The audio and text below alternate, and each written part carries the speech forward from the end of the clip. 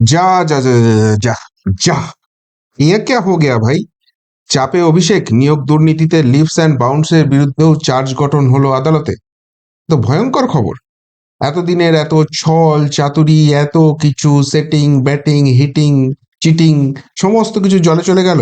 Finally leaves and বাউন্সের বিরুদ্ধে charge গঠন হয়ে গেল।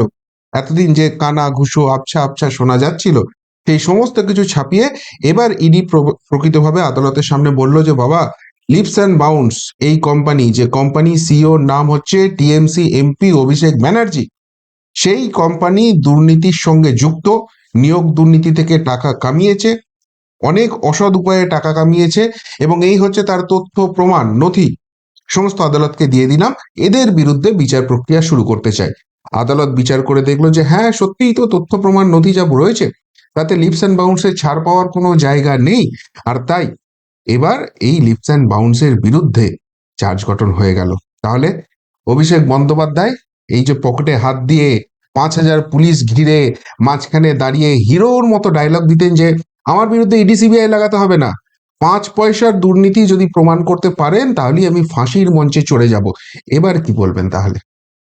এবার কি বলবেন? আপনি বলেছিলেন না ইডি সিবিআই লাগাতে হবে না, ইডি সিবিআই না লাগালে কি করে জানা যেত যে লিপস অ্যান্ড বাউন্স কোম্পানিটা আপনার? কি করেই জানা যেত সেই কোম্পানির সিইও আপনি, এবং সেই কোম্পানি এরকম কোটি কোটি টাকার দুর্নীতি করেছে? যদিও আজকে লিপস অ্যান্ড বাউন্সের তরফে যে প্রতিনিধি উপস্থিত ছিলেন তিনি বলেছেন যে না না, আমরা কোনো দুর্নীতি করিনি। খুব স্বাভাবিক, কোনো চোরই বলেন আমরা চোর, সেটা তো প্রমাণ করতে হয় সে চোর। তো সেই প্রমাণ করার প্রক্রিয়া এবার শুরু হলো, এবং তার সঙ্গে প্রশ্ন উঠে গেল যে যে পার্থ চ্যাটার্জিকে তড়িঘড়ি দল থেকে তাড়ানো হয়েছিল, মন্ত্রিসভা থেকে তাড়ানো হয়েছিল, সেই পার্থ চ্যাটার্জি কি শেষ পর্যন্ত বাঁশ হয়ে দেখা দিলেন অভিষেক ব্যানার্জির জন্য, লিপস অ্যান্ড বাউন্সের জন্য? এই প্রশ্নটা উঠে যাচ্ছে, তার কারণ আপনারা জানেন যে পার্থ চ্যাটার্জি জামিনের আবেদন করেছিল এবং সুপ্রিম কোর্টে সেই জামিন মঞ্জুর হয়েছে। কিন্তু বলা হয়েছে একটা শর্ত, যে ইডি বারবার বলছিল না পার্থ চ্যাটার্জি যদি জামিন পেয়ে যায় তাহলে যারা অত্যন্ত প্রভাবশালী পার্থ চ্যাটার্জি, সুতরাং যারা সাক্ষী আছে তাদেরকে প্রভাবিত করতে পারে। ফলে বিভিন্ন রকম ভাবে চেষ্টা করা হচ্ছিল যে এই চার্জ গঠনটা যাতে ডিসেম্বরের লাস্টেই করে ফেলা যায়, তারপরে নেক্সট 2 উইকসের মধ্যে যারা যারা সাক্ষী আছে, যাদেরকে পার্থ চ্যাটার্জি প্রভাবিত করতে পারে, তাদেরকে, তাদের সাক্ষ্য গ্রহণটা হয়ে যাবে, তাহলে পার্থ চ্যাটার্জি বেরিয়ে গেলেও আর তাদেরকে প্রভাবিত করতে পারবে না। তারপর 1লা ফেব্রুয়ারি পার্থ চ্যাটার্জি জামিন হয়ে যাবে। এবার সেই জায়গা থেকে কালীঘাটের কাকুর আমরা দেখলাম সেই অস্কার উইনিং অভিনয়, বুক ধরপর করছে, পেসমেকারের ব্যাটারি লো হয়ে গেছে, একটা হাসপাতাল থেকে আরেকটা হাসপাতালে ছুটে যাচ্ছে, কিন্তু কিছুই বুকে ব্যথা পাওয়া যাচ্ছে না। তো সেই কাকুকে দিয়ে এই চার্জ গঠন কিছুদিন ডিলে করার চেষ্টা করা হয়েছিল, যদি কোনো রকমে এড়ানো যায়। আর এটা করতে গিয়ে কি আলটিমেট মাস হয়ে গেল, কেননা সেই সময়ই আমরা দেখলাম যে ইডি কিন্তু তাদের 5th সাপ্লিমেন্টারি চার্জশিট দিয়ে দিয়েছে, এবং সেখানে পরিষ্কারভাবে লিপস অ্যান্ড বাউন্সের কথা লেখা আছে। লিপস অ্যান্ড বাউন্স যে দুর্নীতিগ্রস্ত, দুর্নীতি করে টাকা তুলেছে, সেই কথা লিখে দিয়েছে। এবং গতকাল থেকে ফাইনালি এই চার্জ গঠনের প্রক্রিয়া শুরু হয়েছে, কেননা যেটা ভারতীয় আইন বলছে যে চার্জ গঠন করতে গেলে এই অভিযোগটা যাদের যাদের বিরুদ্ধে রয়েছে তাদের সবাইকে হাজির করতে হবে। সুতরাং কালীঘাটের কাকুকে হাজির করানো যাচ্ছিল না, ফলে সবার চার্জ গঠন আটকে যাচ্ছিল। ফাইনালি কালকে ভার্চুয়ালি কালীঘাটের কাকুকে হাজির করিয়ে প্রথম চার্জ গঠন তার বিরুদ্ধে হয়েছে। তারপর পার্থ মানিক সহ 6 জনের বিরুদ্ধে হয়ে গেছে। আর আজকে বাকি অন্যান্য সাপ্লিমেন্টারি চার্জশিটে যাদের নাম ছিল সেই তাদেরকে দিয়ে আজকে ফাইনালি চার্জ গঠন করা হলো, এবং সেখানে লিপস অ্যান্ড বাউন্সের নামটাও চলে এলো। এবার প্রশ্নটা যেটা উঠছে সেটা খুব মারাত্মক। সেটা হচ্ছে যে এই যে এত লুকোচুরি খেলা হলো, কাকুর ভয়েস স্যাম্পল টেস্ট করতে দেওয়া হবে না, ওই বাচ্চাদের জন্য যে বেড আছে সেই বেডে কাকুকে লুকিয়ে রাখা হবে, তার এমন এমন শরীর খারাপ হচ্ছে যেটা কিছুই খুঁজে পাওয়া যাচ্ছে না, এত কিছু কাণ্ড কারখানা হলো, এমনকি চার্জ গঠনের সময়ও হলো। সেটার সঙ্গে জড়িত আছে দুটো ডিপার্টমেন্ট, একটা হচ্ছে স্বাস্থ্য দপ্তর, একটা হচ্ছে পুলিশ দপ্তর, যে দুটো দপ্তরই মমতা বন্দ্যোপাধ্যায়ের আন্ডারে ডিরেক্টলি রয়েছে। তাহলে মমতা বন্দ্যোপাধ্যায় খুব ভালো করে জানে কি যে তার ভাইপো অভিষেক ব্যানার্জি এটার সঙ্গে জড়িত আছে, সেই জন্য এরকম মরণ কামড় দিয়ে একটা চেষ্টা করছিল? এই প্রশ্ন যে বিরোধীরা তুলছে, এটা তো এবার খুব রেলিভেন্ট কোশ্চেন হয়ে গেল। কিন্তু এইসব প্রশ্নের থেকেও যেটা আবার বড় ব্যাপার হয়ে এলো, সেটা হচ্ছে যে অভিষেক বন্দ্যোপাধ্যায় নিজে কি করবেন, কেন এই নিয়ে তিনি মুখ খুলছেন না? সব ব্যাপারে তার তো অগাধ জ্ঞান, অগাধ কিছু জানেন, বড় বড় কথা বলেন, সবসময় ওই পকেটে হাত দিয়ে ইডিকে নাম্বার দেন, 10-এর মধ্যে 0 পেয়েছে, নেগেটিভ পেয়েছে, অনেক কিছু বলেন। তো এবার তার কোম্পানি জড়িয়ে গেল। এবার আপনি বললেন কোম্পানি জড়ালো তো কোম্পানির সিইও কি করবে? আরে ভাই, কোম্পানির সিইও সে ওই পোস্টটাতে বসে আছে কিসের জন্য? কোম্পানি দুর্নীতি করে সে কিছু জানে না? তার দায়ভার তো নিতেই হবে কোম্পানির সিইও কে। জানি না এখানে বিচার প্রক্রিয়া ফাইনালি কি হবে, যে সিওও সুজয় কৃষ্ণ ভদ্র ওরফে কালীঘাটের কাকু, তাকে জেল খাটতে হচ্ছে। সিইও কে এখনো কেন টাচ করেনি আমার জানা নেই, সিইও কে কেন ডাকাডাকি হয়নি জানা নেই।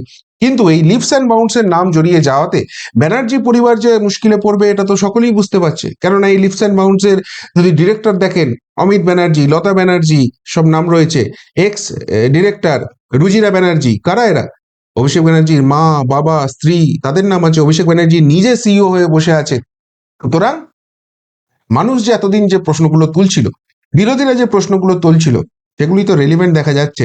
যে এই কালীঘাটের কাকুই হচ্ছে প্রাণ ভোমরা। এই কালীঘাটের কাকুকে যদি সত্যিই দোষী সাব্যস্ত করা যায়, তাহলে সিইও হলে নেক্সট স্টেপ কি সিইও হবে? দেখা যাক, সেটা বিচার প্রক্রিয়া এগোবে এবং সেখানে দেখা যাবে কি হচ্ছে। তবে আজকের পর অভিষেক ব্যানার্জি কি বলেন, ইডিকে কত নম্বর দেন, সেটা একটু জানার ইচ্ছা রইল। এবং এই ফাঁসির মঞ্চ নিয়ে যে ডায়লগ বাজিটা করেছিলেন, সেই ব্যাপারে এখন তিনি কি বলছেন, ফাঁসির মঞ্চটা ঠিক কোথায় তৈরি হচ্ছে, সেটাও জানতে মন চায়। জানি না সত্যিই সেরকম কিছু আপডেট অভিষেক ব্যানার্জি দেবেন, নাকি এটা বলার জন্য, প্রশ্ন করার জন্য বাড়িতে পুলিশ পাঠিয়ে দেবেন। দুটোর জন্যই অপেক্ষায় রইলাম, দেখা যাক কি হয় শেষ পর্যন্ত। তবে এই যে নিয়োগ দুর্নীতি, সেটা গতকাল থেকেই প্রক্রিয়া শুরু হয়েছে। যে 5টা সাপ্লিমেন্টারি চার্জশিট দেওয়া হয়েছিল এবং মূল চার্জশিট সব মিলিয়ে 53 জনের নাম ছিল। গতকালই আপনারা জানেন যে পার্থ, মানিক, কাকু, কালীঘাটের কাকু, সুজয় কৃষ্ণ ভদ্র সহ 6 জনের বিরুদ্ধে চার্জ গঠন হয়েছিল।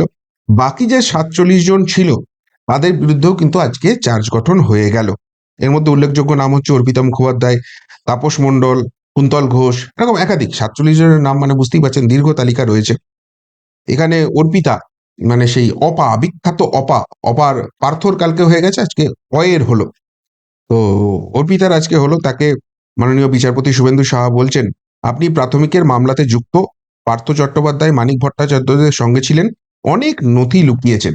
যদিও অর্পিতা বলেছে, না না, এসব আমি কিচ্ছু করিনি, আমি খুব ভালো মেয়ে, আমি এসব কিচ্ছু জানি না, কি হয়েছে না হয়েছে। তো দেখা যাক সেটা ইডি প্রমাণ করতে পারে কি পারে না। একটা কথাই কালকে মাননীয় বিচারপতি শুভেন্দু সাহা কিন্তু নিশ্চিত করে দিয়েছিলেন, যে প্রত্যেকের বিরুদ্ধে যথেষ্ট তথ্য প্রমাণ নথি সমস্ত কিছু ইডি জমা দিয়ে দিয়েছে, এবং যার বিরুদ্ধে অভিযোগ আনা হয়েছে, যাদের বিরুদ্ধে চার্জ গঠন করা যায়, আইনের দিক থেকে তাদের বিরুদ্ধে চার্জ গঠন করতে কোনো বাধা নেই। সেই সেই কাজটা ইডি করেছে। তাহলে এবারই প্রশ্নটা জাগছে, তাহলে সত্যি কি সেটিং হয়েছিল, নাকি যেটা খবর আসছিল যে ইডি তলায় তলায় কাজ করেছে, সেটা বিচার এগোলে বোঝা যাবে। তবে এদিন সব থেকে যেটা ভালো হয়েছে সেটা হচ্ছে পার্থর জামাই কল্যাণময় ভট্টাচার্য। যে কল্যাণময় ভট্টাচার্য বারবারই বলেছে পার্থ কিভাবে কালো টাকা সাদা করতো, কিভাবে 2 নম্বরিটা করতো, সেই কল্যাণময়ের বিরুদ্ধে মাননীয় বিচারক বলেছেন, জামাই হিসেবে আপনি সুবিধা ভোগ করেছেন, বাবলি মেমোরিয়াল ট্রাস্টের হয়ে স্কুল, জমি কিনেছেন, নির্মাণ করেছেন, পার্থর থেকে আপনি নগদ টাকা পেয়েছেন, অর্থ তছরূপের সঙ্গে আপনিও জড়িত। মানে এতদিন পার্থকে ভিলেন করে কল্যাণময় একটা ভাব করার চেষ্টা করছিল, যে ভাই আমি তো কিছু করিনি, আমি তো ভালো মানুষ, আমি জামাই মানুষ, আমাকে বলেছে, আমি শুধু সইটই করে দিয়েছি, আমি আর কিছু জানি না। আদালত কিন্তু তা বলছে না। পার্থকে ফাঁসিয়ে ভেবেছিল জামাই কেটে পড়বে, জামাইকেও চেপে ধরেছে। এমনকি মানিক ভট্টাচার্যের স্ত্রী সৌভিক, এই স্ত্রী শতরূপা এবং ছেলে সৌভিক, তাদেরকেও বিচারক কিন্তু চেপে ধরেছেন আজকে। বিচারক বলেন, মানিক ভট্টাচার্যর আয় বহির্ভূত সম্পত্তির ভাগ পেয়েছেন আপনারা, ফলে সমানভাবে আপনারাও দোষী। তো মোট 53 জনের বিরুদ্ধে আজকে চার্জ গঠন হয়েছে, যার মধ্যে 28টা আবার কোম্পানি রয়েছে, যে কোম্পানিগুলো এই লিপস অ্যান্ড বাউন্সের মতো কোম্পানি, দু হাতে টাকা কামিয়েছে দুর্নীতি করে। আর না হলে কিছু কোম্পানি আছে যারা ওই স্লিপার সেল হিসেবে কাজ করেছে, কোনো কিছু সাপ্লাই করেনি, অথচ তার বিল চলে গেছে লিপস অ্যান্ড বাউন্স থেকে, আর সেই ফলস বিলের এগেনস্টে পেমেন্টও হয়ে গেছে। কালো টাকা সাদা করার একদম মারাত্মক স্টেপ করেছে। এই জন্যই কি অভিষেক ব্যানার্জি বুক বাজিয়ে বলতেন যে যা টাকা আছে সবই তো সাদা টাকা করে নিয়েছি এসব কোম্পানিগুলোকে দিয়ে, 2 নম্বরিটা আমার কাছ থেকে শিখতে হবে। সেই জন্যই 5 পয়সার দুর্নীতি কেউ প্রমাণ করতে পারবে না, এই কনফিডেন্সটা ঝরে পড়তো। দেখা যাক সেই কনফিডেন্স থাকে কিনা, সত্যিই তিনি নির্দোষ কিনা, নাকি লিপস অ্যান্ড বাউন্সের দুর্নীতির সঙ্গে তিনি আষ্টে পৃষ্ঠে জড়িত রয়েছেন। তবে কতখানি ছ্যাঁচড়া হলে তৃণমূল হওয়া যায়, এটা বোধহয় প্রমাণ করে দিল আজকে কুন্তল ঘোষ। এত কিছুর পরেও কুন্তলের ডায়লগবাজি দেখুন। কুন্তলকে যখন মাননীয় বিচারপতি শুভেন্দু সাহা বলছেন পার্থ, মানিক, সুজয়, অয়নদের ভূমিকা আছে এই মামলায়, আপনারাও তাদের সঙ্গে যুক্ত ছিলেন, সকলেই বিভিন্ন ভূমিকা পালন করেছেন, কেউ কেউ অপরাধ থেকে সম্পদ অর্জন করেছেন, তারপর সেই টাকা অপরাধের সঙ্গে যুক্ত নয় বলে দাবি করেছেন। সেখানে কুন্তল ঘোষ ডায়লগবাজি করেছে, ওই সত্যজিৎ রায়ের অমর সৃষ্টি, বিখ্যাত সৃষ্টি হীরক রাজার দেশে সিনেমাটা আছে না, চরণ দাস কবি, তো সেই চরণ দাস কবির কথা আর তুলে ধরে বলছে, মানে সে কত কত ভালো মানুষ সেটা প্রমাণ করার জন্য, যে চরণ দাসও জেলে ছিলেন, তবে উনি গান গাইতেন। আমি বিজেপি ও কেন্দ্রীয় সরকারের বঞ্চনার বিরুদ্ধে মুখ খুলেছি, তাই প্রতিহিংসার রাজনীতির শিকার হয়েছি, এসবের সঙ্গে আমার কোনো যোগ নেই, আমি নির্দোষ। ভাবুন একবার, কুন্তল ঘোষ কত বড় হনু, একা নরেন্দ্র মোদীকে ফেলে দিতে পারে, একা বিজেপি সরকারকে উল্টে দিতে পারে, একে এরকম ছোটখাটো পোস্ট দিয়ে তৃণমূল কেন রেখে দিয়েছিল? একে তো সর্বভারতীয় সর্ববিশ্বের প্রেসিডেন্ট করে দেওয়া উচিত ছিল তৃণমূল কংগ্রেসের। আমেরিকায় গিয়ে ডোনাল্ড ট্রাম্পের গতি ফেলে দিতে পারতো এই কুন্তল ঘোষ। এত হোতা মানুষ, এত বড় হনু, যে সে কেন্দ্রীয় সরকারের বিরুদ্ধে মুখ খুলেছিল, সেই জন্য তার পিছনে ইডি সিবিআই লেগে গেছে। এই কুন্তল ঘোষ যে চোর ফেরেববাজ, এটাও বাংলার মানুষ জানতো না যতক্ষণ না ইডি সিবিআই তার বাড়িতে গিয়ে তাকে গ্রেপ্তার করে নিয়ে এসেছিল। এইসব মালগুলোকে লুকিয়ে রেখে তৃণমূলের নেতারা যে দুহাত ভরে চুরি করিয়েছে, ইডি সিবিআই তদন্তেই সেটা উঠে এসছে। আর সেখানে এবার ওই কেন্দ্রীয় বঞ্চনার গল্প সেখানে এসেছে। আসলে যেমন ঝাড় তেমনই তো বাঁশ হবে। যাই হয়ে যাক, তৃণমূলের ওই কুমির ছানা দেখানোর মতো একটাই তো জায়গা আছে, কেন্দ্রীয় বঞ্চনা, কেন্দ্রীয় বঞ্চনা। ওরা যে চুরি করছে, ডাকাতি করছে, কোনো হিসেব দিচ্ছে না, কোনোদিন বলবে না, বলবে কেন্দ্রীয় বঞ্চনা। তো সেই আদালতকে সেই গল্পটা দেখাতে গিয়েছিল কুন্তল ঘোষ।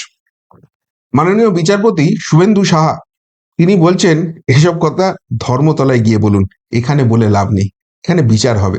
ওইসব পলিটিক্যাল ডায়লগ বাজি যদি হয়, আপনি একটু মাইক ফাইক খাটিয়ে ধর্মতলায় গিয়ে বলুন। মানে এই মাননীয় বিচারক শুভেন্দু সাহাকে যত দেখছি, সত্যি কুর্নিশ কুর্নিশ জানাতে ইচ্ছে করছে মানুষটাকে। কালকেও মানিকে থোঁতা মুখ ভোঁতা করে দিয়েছিলেন, বলেছিলেন যে এইসব যদি করে একদম এজলাস থেকে বার করে দেবো। আজকে কুন্তলকেও কড়া ডোজ দিয়ে দিয়েছেন। ওইসব নাটুকে পোনা জিনিস করে এখানে কোনো লাভ নেই। চোর জোচ্চোর বাটপার সব এক একটা। ইডি তথ্য প্রমাণ দিয়েছে, চার্জ গঠন হচ্ছে। প্রমাণ করো তোমরা এই চুরিগুলো করনি। ইডি তো প্রমাণ দিয়ে দিয়েছে তোমরা চোর, তোমরা জোচ্চোর, তোমাদের বিরুদ্ধে প্রচুর প্রচুর প্রমাণ আছে, সেই জন্যই চার্জ গঠন হচ্ছে। তবে মানিকের কথা উঠলো, মানিকের কথাটা একটু বলি। ওই যে বললাম না, কত বড় ছ্যাঁচড় হলে তবে তৃণমূল হওয়া যায়, এরা একদম চোখে আঙুল দিয়ে দেখিয়ে দিচ্ছে। কিছুদিন আগেই ওই কাঞ্চনের সন্তান যখন হয়েছিল, তখন 6 লক্ষ টাকার একটা ডেলিভারি চার্জের বিল জমা দিয়েছিল। গোটা বাংলা চমকে উঠেছিল। ওই সোনার ছুরি কাঁচি দিয়ে বোধহয় অপারেশন করেছিল, 6 লক্ষ টাকার বিল। পৃথিবীতে কারো সন্তান হয় না। মানে যেভাবে পারো লুটে পুটে খেয়ে যাও, তৃণমূল করছো ভাই। কদিন সরকারে আছে জানি না, যে কদিন আছে মেরে যাও। আর এটাকেই বোধহয় মমতা ব্যানার্জিরাও অ্যালাউ করেন, সেই জন্য এরা এরকম করার সুযোগ পায়। আর এবার মানিক তাকেও ছাপিয়ে গেলেন। মানিক কি করেছে? মানিক ভট্টাচার্য করেছে, আজকে বিধানসভায় বিল জমা দিয়েছে, মেডিকেল বিল। কিসের বিল? যখন জেলে ছিল, সেই জেলে থাকা অবস্থায় তার যে চিকিৎসা হয়েছে, সেই বিল জমা দিয়েছে। এবার ভেবে দেখুন, প্রথম কথা তো জেল খাটছে, মানে অপরাধ করেছে, সেই জন্যই তো তাকে জেলে জেলে যেতে হয়েছে। সেই জায়গায় তার যে বিল হবে, তার যে মেডিকেলের খরচ হবে, সেটা আমার আপনার ট্যাক্সের পয়সা থেকে দেবে, মমতা ব্যানার্জি সেটা দিয়ে দেবে। ভাবুন একবার কিরকম নচ্ছারগিরি এই রাজ্যে চলছে। তো যাই হোক, 2 নম্বর যে পয়েন্টটা, সেটা হচ্ছে জেলে থাকা অবস্থায় তোর চিকিৎসা করে জেল কর্তৃপক্ষ।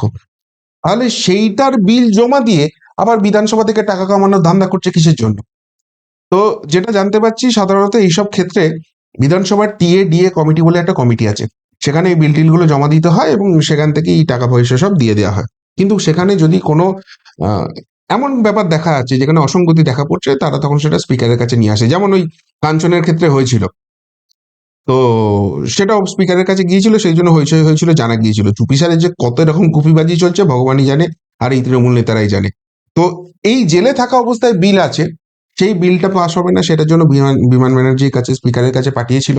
বিমান ব্যানার্জি আবার জেলের সুপারকে ডেকে পাঠিয়েছে, দুজনে চুপি চুপি গুজি গুজি গুজি গুজি করে কিছু কথা হয়েছে। হওয়ার পর জেল সুপার আবার চুপচাপ চলে গেছে। মুখ খুললেই তো আবার গর্দান চলে যেতে পারে না, মানে গর্দান মানে ফিজিক্যালি বলছি না, এই চাকরি বাকরি অন্য জায়গায় ট্রান্সফার হয়ে যাবে, সেই সব ব্যাপার আছে, ওই জন্যই বোধহয় ভয়ে প্রেসের সামনে মুখ খুলতে পারেননি। তো আবার বিমান ব্যানার্জিও বলেছে এটা বিধানসভার আভ্যন্তরীণ বিষয়, এই নিয়ে মন্তব্য করবো না। কিন্তু প্রশ্নটা হচ্ছে যে অনৈতিক কাজ করেছো সেই জন্য জেলে যেতে হয়েছে, মমতা ব্যানার্জির দাক্ষিণে সেই জেলে বসেও মাংস ভাত খেয়েছো, এই তো বিরোধীরা অভিযোগ করে। তারপরও নির্লজ্জ ছেঁচড়ের মতো সেই মেডিকেল বিল জমা দিচ্ছ জেলে বসা অবস্থায়। আর এদেরকে আপনারা ভোটের পর ভোট দিয়ে জিতিয়ে আসেন। এরা ভোট চাইতে গেলে গলায় মালা ফালা পরিয়ে দেন। এরাই যখন ডায়লগ দেয় এসে কেন্দ্র বঞ্চনা করছে, বিজেপিকে আটকে দেবে মমতা ব্যানার্জি, আপনারা হই হই করে হাততালি দেন আর ভোট দেন এদেরকে। আর দেখুন রাজ্যটার কি অবস্থা করছে এই কুন্তল মানিকরা, যাদের বিরুদ্ধে চার্জ গঠন হচ্ছে। তো যাই হোক, মোদ্দা কথা, ফাইনালি লিপস অ্যান্ড বাউন্সের নাম এলো এবং লিপস অ্যান্ড বাউন্সের বিরুদ্ধে চার্জ গঠনও হয়ে গেল। যে কোম্পানির সিইওর নাম অভিষেক ব্যানার্জি। আবারও বলছি, অভিষেক ব্যানার্জি এবার 5 পয়সার দুর্নীতি নিয়ে কি বলেন, ফাঁসির মঞ্চ নিয়ে কি বলেন, নাকি এই প্রশ্নটা করলাম বলে কারোর গায়ে ছেঁকা পড়ে যাবে আর তার মনে হবে অভিষেক ব্যানার্জি তার গুরু, তার নেতা, তার অসম্মান হচ্ছে, এই জন্য থানায় চলে যাবেন, থানাও সমস্ত কাজ ছেড়ে দিয়ে একটা এফআইআর লজ করে আমার বাড়িতে এসে সমস্ত কিছু নিয়ে চলে যাবে। কোনটা হবে ঈশ্বরই জানেন। এই বাংলায় তো এইসবই দেখে আসতে অভ্যস্ত হচ্ছি। তো যেটাই হোক সেটার দিকে নজর থাকবে, কিন্তু আজকে লিপস অ্যান্ড বাউন্সের নাম ফাইনালি চলে এলো। কি বলবেন এই নিয়ে? যদি কিছু বলার থাকে অবশ্যই কমেন্ট বক্সে কমেন্ট করে জানাবেন। এখনকার মতো এখানেই শেষ করলাম, ফেরত আসছি নতুন প্রতিবেদন নিয়ে খুব তাড়াতাড়ি। ভালো থাকবেন, সাথে থাকবেন, পাশে থাকবেন। নমস্কার।